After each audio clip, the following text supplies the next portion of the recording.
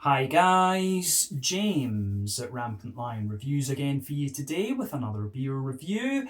For this one, we are going to cross the Øresund once again, and we're going to go back to Sjælland in Denmark and revisit a brewery that's featured on the channel a good number of times before. I've had some really nice beers from these guys over the last few years, a few different styles, but I would say this brewery are known mainly for their New England hazy, whatever you want to call them, IPAs. So when I go across to Copenhagen, this is one of the breweries that I always look out for. It's always nice to review their new beers, but the one we're having a look at today is one of their latest releases through Systembolaget here in Sweden, and we get those kind of periodically, I guess we could say. It's a style that I know they do very, very well. I've got high hopes for this one, so hopefully it's another good beer. Hopefully it makes for an interesting review, and I hope that you guys enjoy my take on this one as well. So yeah, for this review then, we are going to head to Herlev, which is a little bit to the northwest of Copenhagen in the eastern part of Sjælland, the Danish capital, of course, and we're going to have a look at another beer from Gamma Brewing Company. So this particular beer is called Transmodulate. It comes in at 8% ABV,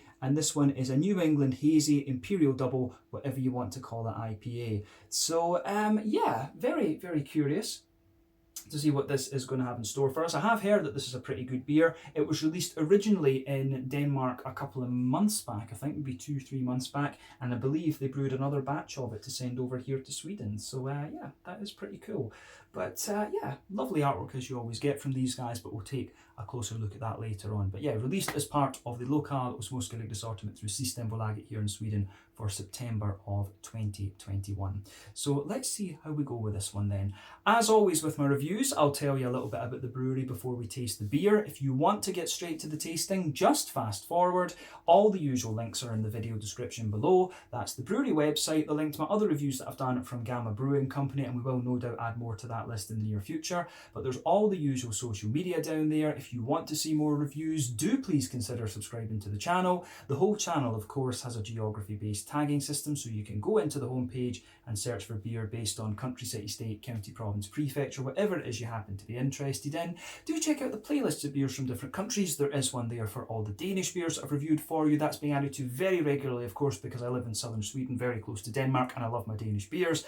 And as always, please do get in touch and let me know some of the other beers and breweries that you guys would like to see me review. It's always great to hear from you guys that are watching the videos, and the support that you show the channel is hugely appreciated. So anyway, to tell you a little bit about Gamma Brewing Company then, on to my brewery notes. So Gamma Brewing Company, as I've mentioned to you already, are based in Herlev in northwestern Copenhagen. I thought it was just outside of the city, but in northwestern Copenhagen. And the company was founded back in 2015 by 4 friends who were bartenders at the various beer bars around Copenhagen. So they often just used to talk about how cool it would be to have their own brewery. Little did they know that was going to happen for them. But they took in another co-owner in the early days, so the team at the brewery is Jakob, Anders, Jesper, Coy and Nick, and they all had a little bit of homebrewing experience. And 2 of them had worked at the Ulsnegeren bar in Copenhagen, who went on to purchase the former Stronzo brewery, and it was this that became Ølkollektivet, if I'm pronouncing that correctly. Probably not though, because Danish pronunciation is a bit crazy, I have to say. Lots of reduction and things. But one of the co-owners in Gamma Brewing Company is also the co-owner of the Ulsnegeren bar in Aarhus. So yeah, I do need to go and check out the Ulsnegeren bar in Copenhagen. That's somewhere that I haven't been yet. But apparently they were invited to join Ølkollektivet, and they got a good deal on a 20 hectolitre tank, and they started the brewery up with no experience of having run their own business. But it went quite well for them, obviously, and they expanded twice and were producing around 500 hectolitres at maximum in Ølkollektivet in Gørløse before things changed. But Ølkollektivet has been home to a few different breweries. It's still home to Ulsnegeren and Dry and Bitter, but Ulsnegeren also brewed the Bad Seed beers under contract before they got their own brewery near Aalborg on Øland, the Danish mainland if you like. Ghost Brewing and Rooster have also brewed there as well, but have since moved on, and I think there's been 1 or 2 others as well. But more recently, in July of 2020, they announced that they were going to move to a new brewery in Herlev, and they worked on building this site up over the next few months. In February of 2021, this year, they produced their last beers in Gørløse before they moved to their new site in Herlev, and the first new beers were released in March this year actually. And as of September 2021, when I'm filming this review for you, these guys have produced around 120 different kinds of beer. As I mentioned earlier, this brewery are known mainly for their New England hazy IPAs, but we have had a couple of West Coasters from them, but not for a while. They do a few sours every so often as well, and we've had 1 or 2 imperial stouts, if memory serves me correctly. But yeah, it would be cool to try a few different styles from these guys at some point in the future. But in terms of New England hazy IPAs, these guys are one of the most respected names in Denmark. So if you get the chance to try some of their stuff, I highly recommend that you do. So yeah, I think that is everything we need to say about the about Gamma Brewing Company then, and that's the end of your history section. So if you want to learn a little bit more about this brewery, you can of course check out the brewery website. You can follow them on Facebook and Instagram to keep up to date with all the latest goings on, and you can check out the Rate Beer, Untappd and Beer Advocate pages to learn a little bit more about all the different beers that these guys have done. So yeah, that is it for the moment. Let's have a look at the beer itself then. So just to tell you a little bit about what's actually in this beer, the hops in this one are Azacca, Equinol, Idaho 7 and Maltere. So Azacca, Equinol, Idaho 7, as we know, are American hops. Maltere is from New Zealand. So Azacca is roughly about 13-14% alpha acid. It gives you a lot of orange, kind of mandarin-y, pineapple-y type notes, if I remember rightly. Equinol is about 13-14% alpha acid as well, and that tends to give you a nice big kind of limey quality. Idaho 7, I think that's about 14% alpha acid too, which gives you and it gives you a lovely kind of soft tropical note, like, you know, apricots and papayas and juicy mangoes and stuff like that. Whereas Maltere, as we said earlier, is from New Zealand. If memory serves me correctly, it's quite low in alpha acid, about 8-9%, and it gives you a kind of grapefruity, passion fruity sort of thing. It's not to be confused with Malteke, I think, which gives you a more kind of limey flavour as well, if you like, or also Motueka is the other one you could confuse it with as well. So yeah, quite a few names of some of these New Zealand hops. Those three are the difficult ones: Maltere, Malteke and Motueka. Those are all quite similar but very different hops actually. So yeah, that is your hop bill on this one and a quick rundown of it. As we said earlier, it's an 8% New England hazy, whatever you want to call it, Imperial Double IPA. And yeah, we've had some very good ones from this brewery in the past. So I'll give you a little quick look at the artwork on this before we open it up. As you can see, it's got another one of these kind of scientific names. If you look at the thing on the back there, you can see it has got a little wave, and this of course plays in with the symbol of the brewery. Let me just bring that in so you can see it. Gamma Brewing Company there. So yeah, looks nice, like a gamma wave, high energy radiation. You don't want to be around gamma rays, let's just say that. But yeah, 440 milliliter can. I believe I want to say I paid 60 Swedish kroner for this. So yeah, that translates to €6, about £5.50 sterling, somewhere in the region of like $7 American. So for a Danish double IPA, that's no bad at all when you consider the strength of the currency and the wages and so on. You know, the Nordic countries do tend to be a bit more expensive. I get some comments from Americans about the price of just a single can of beer, but you know, the standard of living, currency strength and things and so on here is great. It's very, very strong. So a lot of other places are quite cheap for us. It's only really, to be quite honest, living in Sweden, Denmark is roughly about the same price in a lot of things, but maybe a touch more expensive. Norway is about 20% more expensive, and Switzerland is too, but otherwise there's not many places that you would find expensive living and working in Sweden, of course. But yeah, it's all good. But yeah, 8% New England Hazy Double IPA, this one. Let's get it out and we'll get on with the tasting then. Very curious to see what this is going to have in store for us. Let me just be careful with the can. But yeah, let's get this guy out and into the glass. And I'm going to say straight away, as soon as you open this one, you can smell those lovely, big, juicy, fruity characters coming out of this beer. And the head is a little bit active on this. You could feel the pressure on the can. This has been sitting for a little bit in the Systembolaget warehouse, I would bet. And this is one of the things. I'm drinking this beer towards the end of the month. It was released at the start of the month. So you've got there, it's probably been sitting for a little bit in the Systembolaget warehouse before it's been put on the shelves. And then before I've gone and kind of picked it up, it's been there too. So do remember, this beer is most likely not quite at its prime. Let me just stick the level of the light up a second. That's maybe just a little bit too much. There we go. That's better. But yeah, anyway. So, as you can see with this beer, it poured with about a one finger, frothy, I would say kind of creamy coloured head. I don't think that is perfect white, to be honest with you. If I bring it up to the camera, you can see it's, you know, you can see the head is a little bit bumpy, but quite foamy underneath, but it still looks pretty damn good. In terms of the colour of this beer, I would say this is quite a dark, sort of murky yellow, light kind of amber colour, this one.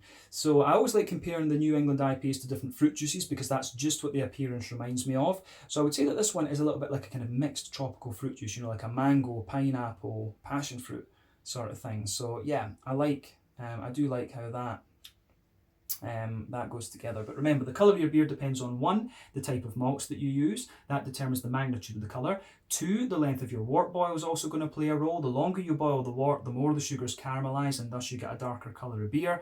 And any barrel aging that you do or any adjuncts that you put in are also going to play a role in that as well. But for an 8%er, this isn't bad actually. It's leaning towards the soupier and gloopier end of the spectrum. So yeah, quite impressive from Gamma. I think the last one we had, the Dipole, wasn't quite as hazy as this, if memory serves me correctly. This one seems as if it's a little bit hazier, but remember, the level of haze in these beers depends on the yeast, the wheat content and the oak content. There's no real rule about this in terms of ABV and so on. It can vary from brewery to brewery, recipe to recipe, and whatever. It's just the kind of will of the brewer, I guess you could say. But in terms of a New England IPA, especially a New England double IPA, this one is what you would expect in terms of appearance. So I don't think we need to say anything else about that. Let's have a little look at the aroma then and just see how we go with this one. Certainly curious about this because of the hop profile. So we sugar it up. Yeah, this is actually it's quite a subtle aroma, to be honest with you. First impression is that it's quite a bready leaning New England IPA. The green component is a mixture of floral and grassy, not glassy, that would be bad. And you've also just got some soft kind of tropical fruits coming out of it. It really is quite a reserved aroma, this one, come to think of it. But we've had this from Gamma. Some of the Gamma beers are really bright and pungent in terms of aroma, and some of them are, really reserved, but you still get a hell of a lot of flavour out of them. So I don't know why that is with some of these. Maybe a different yeast or something. But yeah, this one, it's definitely one of the more reserved ones that I've come across in terms of aroma. It doesn't jump out the glass at you all that much, but yeah, you got quite a whiff of it when we opened it up. But it could well just be that, the gas pressure, a lot of things have kind of jumped out of it or whatever. So who knows? Not sure about that. Interesting. I need to learn a little bit more about the science of smelling, if you like. But yeah. It certainly, as I say, it smells kind of as you'd expect, but quite subtle. So let's break down the aroma for you a little bit then and just, see what we can get. So, on the malty side of things, when you sugar the beer up, you can certainly smell a nice kind of smooth bread crusty sort of thing in there. So I do like that smooth kind of bread crusty character.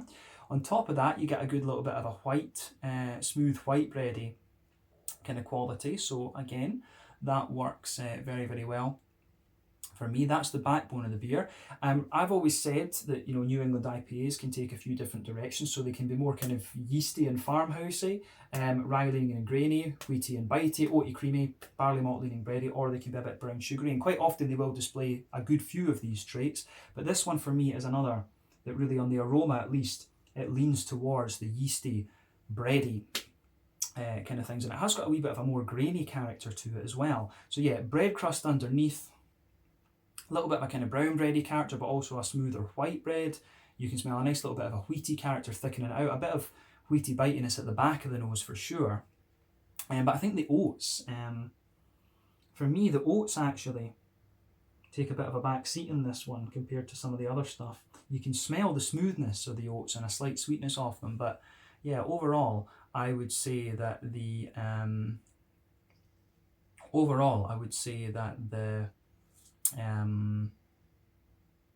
oats do take a bit of a backseat in this one. You get a little bit of that kind of Werther's Original butter candy, butterscotchy thing out of the malt base, but yeah, it's one of the more grainy ones, and I actually get quite a bit of woodiness out of this the more that I smell of it as well, and that's most likely due to the yeast.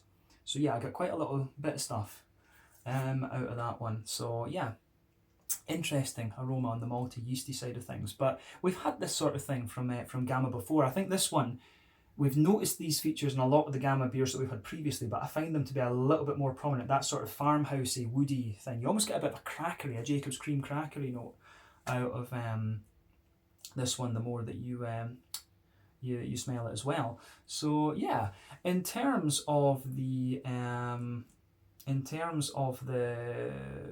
the green component then of the hops here. So yeah, nice little bit of earthiness to it, which is surprising when I consider the hops in it, but I do get a wee bit of earthiness, and that mixes in with a kind of woody crackery sort of thing from the yeast. But there's a nice big floral aromatic component to this one, which again I can appreciate quite a lot. So nice big floral aromaticity to the beer, which is great. But then there's also some really nice big kind of grassy notes to it. I get quite a little bit of grassy zestiness in there, but I don't find the green component in this beer to be overly pungent. Again, the whole aroma of this beer is actually quite reserved in my opinion. So yeah, that is quite interesting. Yeah, it does really get more kind of grainy and woody and crackery the more that I smell of it, come to think of it. So yeah, it's almost got a little bit of a woody spicy note. That is unusual. But fruity side of things then, let's look at that before we taste it. So the fruity side of the beer for me, yeah, good little bit of a kind of passion fruity note out of it. And as we said, that's going to come from the Maltere and also the Idaho 7.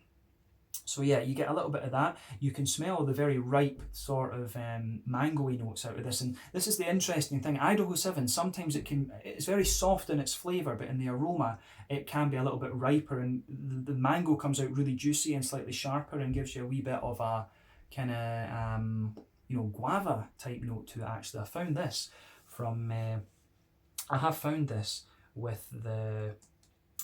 with Idaho 7 before, but you certainly get a few of the other things in there. I get a lot of pineapple out of this as well, and that's going to be the Azacca and the Idaho 7 that will give you that. So yeah, quite a bit of pineapple for me. Softens up, apricot-y, pineapple-y, as we said. The apricot, sorry, brain's terrible these days, guys, but yeah, the apricot in this one, that smooth apricot underneath, that sort of forms the backbone of the tropical fruits. You've got the juicy and slightly sharp mango on top, a wee bit of a passion fruity note, and a lot of pineapple as well, as we say.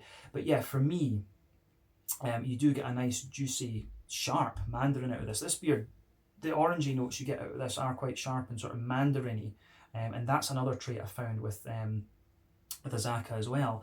Now the Equinaut, I find it a little bit difficult to pick up the Equinaut, to be honest. I mean, you do get a wee bit of lime out of it at the very front of the nose, but I think it takes a bit of a back seat to the other components of the fruit, to be honest with you, because Equinaut really it can give you a nice big oily limey character, and I find that doesn't jump out too much at me compared to the other things. So yeah, for me, Equinaut is taking a bit of a back seat to the other things. So yeah, interesting. But I think that describes the aroma quite nicely. I guess we should get on and have a taste of this then. So yeah, this one is the am I calling it right? The Transmodulate. Yeah, I was wanting to call it the Transmittance for some reason. But yeah, this one is the Transmodulate, an 8% New England Hazy, Imperial Double, whatever you want to call it, IPA from Gamma Brewing Company in Herlev near Copenhagen on Sjælland in Denmark. Let's get stuck into this one and see how we go. Slanja, skål, cheers.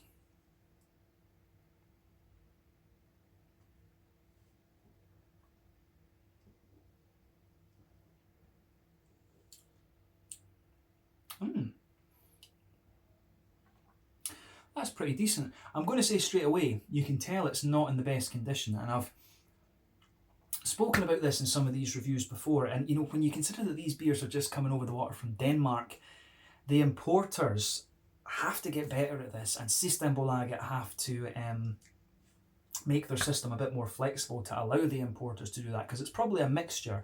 The importers have to buy these beers in, hold them, and then put them on. So the importers have to be storing these beers properly for the first. But for the second, the Systembolaget have to streamline their system so that breweries can get their beers in there fresh, even if it's a Danish or a Norwegian brewery or a Finnish brewery.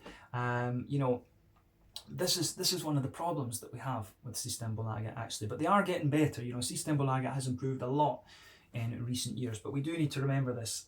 You can taste this beer. Again, partly it's my thing because I've had this beer. This beer was released a couple of weeks ago. I'm reviewing it later just because I was at home and things. So partly that is my fault as well. But I can tell from the taste of this has maybe been sitting for about a month before it's been released. Systembolaget, and you know they sit in the cans for a week or two before they go to the shops and so on.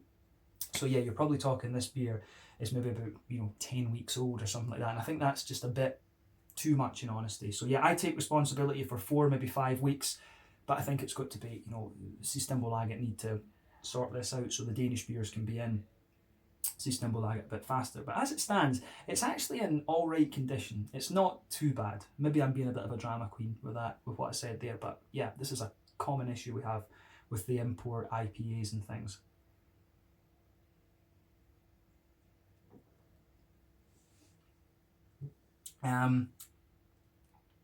But yeah, first impression of this beer, it's actually, for an 8%er, it's actually quite a light and drinkable 8% New Englander. So that's worth noting. It is quite light and drinkable in a sense.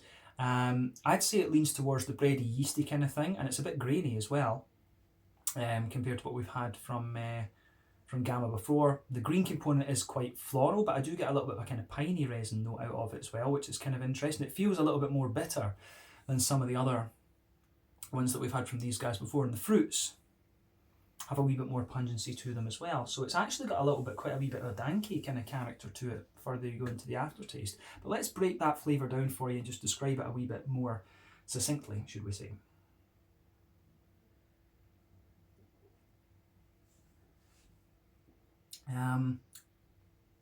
Yeah, so straight away we'll focus on the malty and yeasty side of things then. So straight away across the middle of your palate with this beer, you get a nice kind of bread crusty, grainy sort of thing there. So that goes right across the middle of the palate.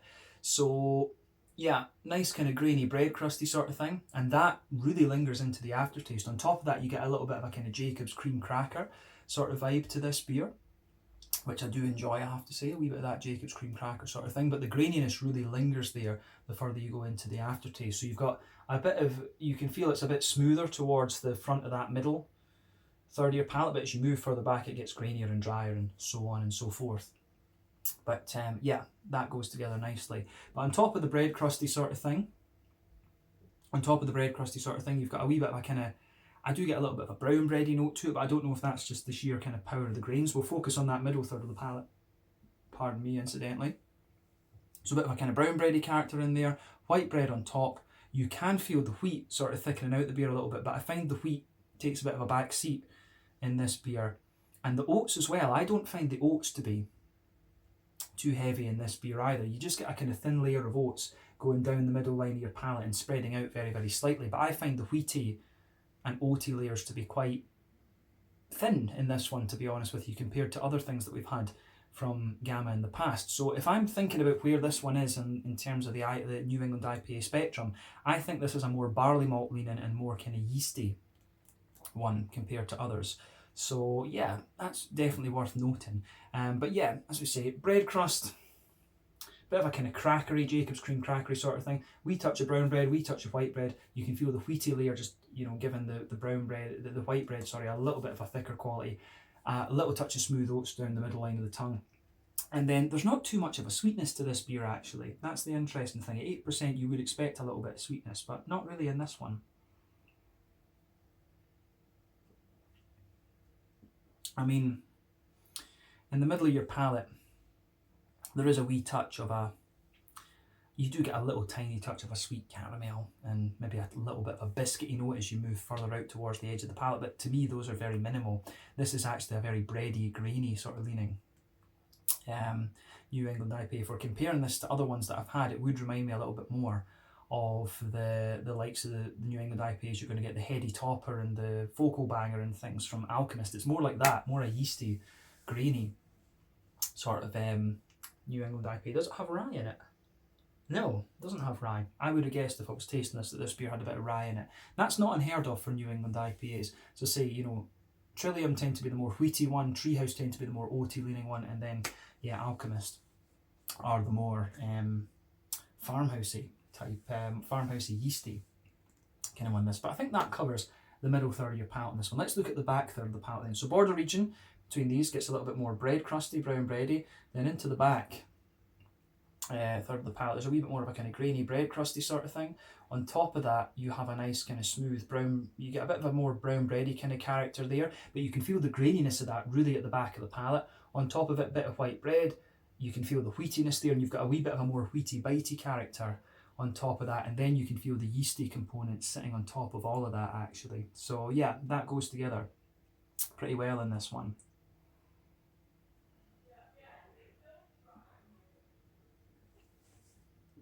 So yeah, the yeasty character in this one is actually a little bit sweeter than the other bready components, to be honest with you. You do get a little bit of that smoother, sweeter character out of the yeast in this, but as I always say, on the back third of your palate you can feel the flavours quite tall. It condenses down as you come further forward, then it just squashes together as you go into that middle third of your tongue. So I do like that with this beer. I think that works out very, very well with this one. So thumbs up to Gamma Brewing Company for that, but definitely a more yeasty, grainy leaning New England IPA in my opinion. But yeah, let's focus on the hoppy side of things then. So back corners of the palate, you do get a wee bit of earthiness out of this, and it does build actually, but as you move further forward, I think it actually has a little bit of a kind of pine resiny sort of thing coming out of it, and that to me would indicate there's maybe been a little bit more of a kind of early addition hop to this. There could well have been, or it could just be the age of the beer, because you know sometimes you get a little bit more of a kind of danky pine resin sort of thing out of these beers as they age a little bit. And again, this is what I'm wondering with this beer, because I am reviewing it a bit later. So yeah, you do get a nice little bit of a kind of floral aromaticity out of this one, and a wee bit of a kind of dankiness. So that's interesting. That goes right the way forward towards the front corners of the palate. There's a bit of a spicy floral aromatic note to it, and I like how that goes together for sure.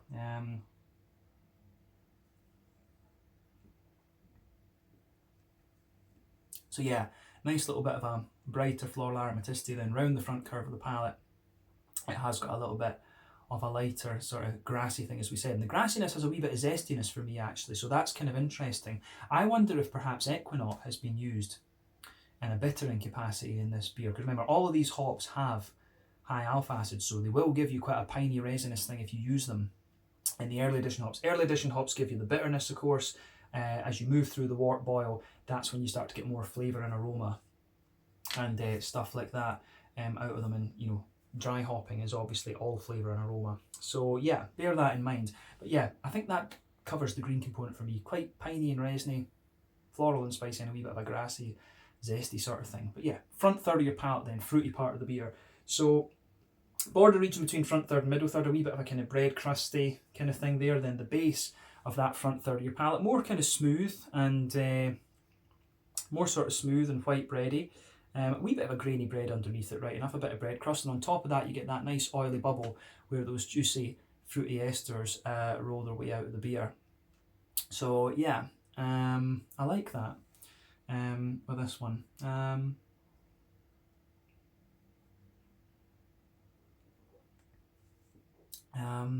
So yeah, I do like that. I do like that about the base of the beer for sure. But yeah, on the fruity side of things then, back of the front third of your palate, you get a wee bit of a grapefruity sort of thing. There is a bit of a stronger grapefruit there, which I suspect in this one will be from the Maltere when I think about the other two hops there. But as you move further forward, you get a bit of a pungent passion fruit as well, which again I think would be the Maltere. That's giving you the Maltere, I think, is giving you the pungent tropical fruits in this. And this beer, I should say, the fruits are quite balanced between pungent tropical and, you know, quite pungent zesty, more citricy leaning fruits, I guess we could say. So as you move further forward from that, you start to get the kind of big ripe mango sort of thing from Idaho 7. You can feel a wee touch of, pardon me, apricot in this, and then as you move into the front half of that front third of your palate, you can feel right just before the very tip of the tongue, you'll get the oily Equinaut, and the Equinaut actually has quite a bit of zesty pungency to it, so definitely picking up that. But then behind that, you've got the sort of, you've just got that tangerine orangey, Azaka kind of thing to it, and then on top of that, I would say, kind of in the border region between the halves of that front third of your palate, it's more, it has got more of a pineapple-y kind of character to it. So yeah, it goes together quite nicely, this one. And it's, the fruits are potentially the most pungent part of this beer for me, which is kind of surprising. So yeah, this is a pretty interesting one, quite different to what I remember from some of the Gamma beers before. But like I say, this review I'm tempted to take with a pinch of salt just because of the age of the beer. So do let me know your own thoughts on this in the comment section below. When you guys had it, how was it in terms of the farmhousey side of things, the green component and the pungency of the fruits? Those would be the things I'd be curious to hear about. But yeah, that's my take on the flavour, if you like. I guess we should round off the review with the mouthfeel then. So for me, this is a straight up mid-bodied beer, right in the middle of the spectrum, quite light for a New England double, of course. But at the same time, the carbonation's smooth, it's got a bit of slickness to it, and you can feel a bit of that smoothness underneath it, which I like. But yeah, for me, this has a good little bit of IBU behind it. I'd be tempted to say this is 40 or 50 IBUs. I do find this beer to be a little bit more bitter. You've also got that kind of grainy dryness to it as well, which maybe emphasises the bitterness a little bit, so you need to bear that in mind.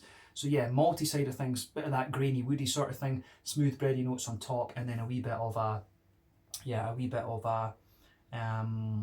know, how do we say, a little bit of a kind of smoother, a bit of a smoother, this is really a smooth kind of bready malty base that you have on this one rather than anything else, and the yeasty character, not such a great degree of sweetness. But as we said earlier, the fruits are kind of oily, and you've got a mix of pungent tropical and more zesty citricy ones out of this. So it's quite an interesting beer, that, quite different to what I remember some of the other Gamma ones being, and it does remind me a little bit more of, you know, the Alchemist beers compared, rather than anything else. It's really a little bit like those, to be honest.